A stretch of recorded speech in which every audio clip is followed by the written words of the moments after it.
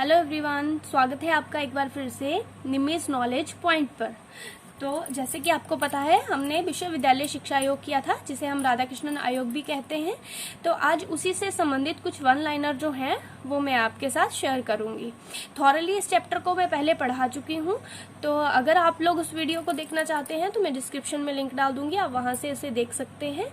ठीक है, तो कुछ लोगों को रहता है कि वन लाइनर से ज्यादा कंफर्टेबल महसूस करते हैं, तो उन लोगों के लिए मैंने वन लाइनर का आज टॉपिक जो है वो तैयार किया है। तो अगर आप लोगों को मेरी वीडियोस पसंद आ रही हैं तो प्लीज आप चैनल को अभी सब्सक्राइब कर लीजिए। तो आइए देखते हैं, विश्वविद्यालय शिक्षा आयोग या फिर राधाकृष्णन आयोग, ये दोनों ही नाम आपको याद रखने हैं, क्योंकि एग्जामिनर किसी भी नाम से क्वेश्चन जो है वो पूछ सकता है। ठीक है, तो विश्वविद्यालय शिक्षा आयोग जो है वो उसके अध्यक्ष थे डॉक्टर सर्वपल्ली राधाकृष्णन, इसलिए इसको राधाकृष्णन आयोग भी बोला जाता है, तो आपको ध्यान रखना है। आइए देखते हैं, फर्स्ट क्वेश्चन है हमारा, स्वतंत्र भारत में गठित पहला शिक्षा आयोग कौन सा था?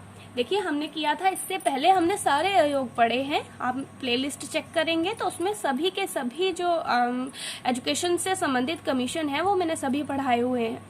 तो आजादी से पहले हमने लास्ट में किया था सार्जेंट योजना। ठीक है, तो सार्जेंट योजना जो थी वो हमारी आजादी से पहले का लास्ट कमीशन था, और स्वतंत्र भारत में जो पहला शिक्षा आयोग बनाया गया है वो है विश्वविद्यालय शिक्षा आयोग या फिर राधाकृष्णन आयोग, आप इसको बोल सकते हैं। तो आपको ध्यान रखना है कि स्वतंत्र भारत में जो पहला शिक्षा आयोग गठित किया गया है वो है विश्वविद्यालय शिक्षा आयोग। नेक्स्ट है, विश्वविद्यालय शिक्षा आयोग के अध्यक्ष कौन थे? तो जैसे कि मैंने आपको बताया, इसे राधाकृष्णन आयोग भी कहते हैं, तो इसके अध्यक्ष जो थे वो थे डॉक्टर सर्वपल्ली राधाकृष्णन। नेक्स्ट है, भारत सरकार ने राधाकृष्णन आयोग की नियुक्ति कब की? तो राधाकृष्णन आयोग की जो नियुक्ति है वो की गई है 4 नवंबर 1948। ठीक है, आपको ध्यान रखना है, 4 नवंबर 1948 को इसकी नियुक्ति की गई थी। किस शिक्षा मंत्री द्वारा राधाकृष्णन आयोग का आरंभ किया गया था? तो अब्दुल कलाम आजाद द्वारा 6 दिसंबर 1948 को इसका शुभारंभ किया गया था। आपको ध्यान रखना है, इसकी नियुक्ति 4 नवंबर की है और इसका जो कार्य का शुभारंभ किया गया है वो 6 दिसंबर को किया गया है। और उस टाइम पे शिक्षा मंत्री कौन थे? तो उस टाइम पे शिक्षा मंत्री थे अब्दुल कलाम आजाद, तो ये आपको ध्यान रखना है। नेक्स्ट है, विश्वविद्यालय शिक्षा आयोग के सचिव कौन थे? तो इसके सचिव जो थे वो है श्री निर्मल कुमार सिद्धांत। ठीक है, ये भी आपको याद रखना है, ये भी इम्पोर्टेंट क्वेश्चन है। नेक्स्ट है, विश्वविद्यालय शिक्षा आयोग में कितने सदस्य थे? तो विश्वविद्यालय शिक्षा आयोग में 10 सदस्य थे। ठीक है, 10 सदस्य थे यहाँ पे। विश्वविद्यालय शिक्षा आयोग ने भारत सरकार को अपनी रिपोर्ट कब प्रस्तुत की? तो इन्होंने अपनी रिपोर्ट कब दी? देखिए, आपको डेट से सारी याद रखनी है, नियुक्ति कब हुई है, इसका कार्य कब शुभारंभ किया गया है और इसने अपनी रिपोर्ट कब दी है। तो इसने अपनी रिपोर्ट दी है 25 अगस्त 1949। तो ये डेट भी आपको याद रखनी है, 25 अगस्त 1949 को इन्होंने अपनी रिपोर्ट जो है वो दी है। राधाकृष्णन आयोग की रिपोर्ट में कितने अध्याय व पृष्ठ थे? तो राधाकृष्णन आयोग की रिपोर्ट में 18 अध्याय व 747 पृष्ठ थे। ठीक है, तो ये भी आपको याद रखना है, ये भी इम्पोर्टेंट क्वेश्चन है। नेक्स्ट क्वेश्चन है, किस शिक्षा आयोग ने शिक्षा को समवर्ती सूची में शामिल करने की सिफारिश की थी? तो शिक्षा को समवर्ती सूची में शामिल करने की सिफारिश राधाकृष्णन आयोग ने की थी, या फिर विश्वविद्यालय शिक्षा आयोग भी आप बोल सकते हैं। राधाकृष्णन आयोग के अनुसार कितने वर्ष की विद्यालयी शिक्षा प्राप्त कर विद्यार्थी विश्वविद्यालय या संबद्ध विद्यालय में प्रवेश ले सकते हैं? ठीक है, तो ये जैसे मैंने आपको पढ़ाया है, इसके बारे में मैं डिटेल में आप लोगों को पढ़ा चुकी हूँ, आप उस वीडियो को जरूर एक बार विजिट करिएगा। तो 12 वर्ष की विद्यालय शिक्षा, ठीक है, उसके बाद ही बोला आप विश्वविद्यालय या फिर उससे संबद्धता प्राप्त जो महाविद्यालय है उनमें प्रवेश ले सकते हैं। ठीक है, 12 साल की आपकी विद्यालय शिक्षा जो है वो पूरी होनी चाहिए।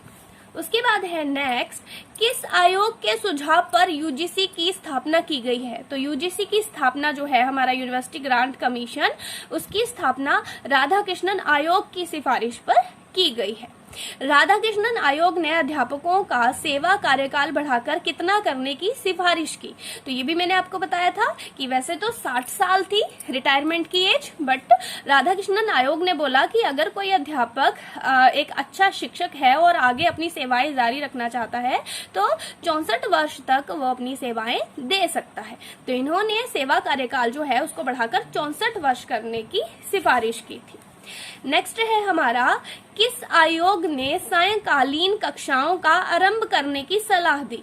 तो सायंकालीन कक्षाएं जो आरंभ करने की सलाह है वो भी राधाकृष्णन आयोग ने दी है। ठीक है, जो लोग जॉब करते हैं, जो पढ़ नहीं पाते हैं दिन में, तो उनके लिए सायंकालीन कक्षाएं जो शुरू करने की सलाह है वो भी राधाकृष्णन आयोग ने दी है। उसके बाद है, राधाकृष्णन आयोग ने विश्वविद्यालय व संबद्ध महाविद्यालय में परीक्षा को छोड़कर कितने कार्य दिवस रखने का सुझाव दिया है। तो परीक्षा को छोड़कर इन्होंने बोला है कि 180 दिन, ठीक है, न्यूनतम 180 दिन जो है वो कार्य दिवस होने चाहिए। उसके बाद है, किस आयोग ने विश्वविद्यालय व महाविद्यालय में एनसीसी की व्यवस्था का सुझाव दिया है। तो एनसीसी की व्यवस्था का सुझाव भी राधाकृष्णन आयोग ने दिया है कि विद्यालय और महाविद्यालय में एनसीसी जो है वो स्टार्ट करनी चाहिए। आज का आपका क्वेश्चन ये है कि आपको बताना है कि जो एनसीसी है उसकी शुरुआत कब की गई थी। ठीक है, एनसीसी को कब स्टार्ट किया गया था ये आपको बताना है। नेक्स्ट है, आयोग ने विश्वविद्यालयों में विद्यार्थियों की संख्या कितनी निर्धारित की थी। कि उन्होंने एक संख्या निर्धारित कर दी थी कि इससे ज्यादा जो विद्यार्थी हैं वो विश्वविद्यालयों में नहीं होंगे, तो वो थी 3000। ठीक है, आयोग ने विश्वविद्यालय में विद्यार्थियों की संख्या कितनी निर्धारित की थी, तो 3000। तो ये कुछ वन लाइनर क्वेश्चन थे।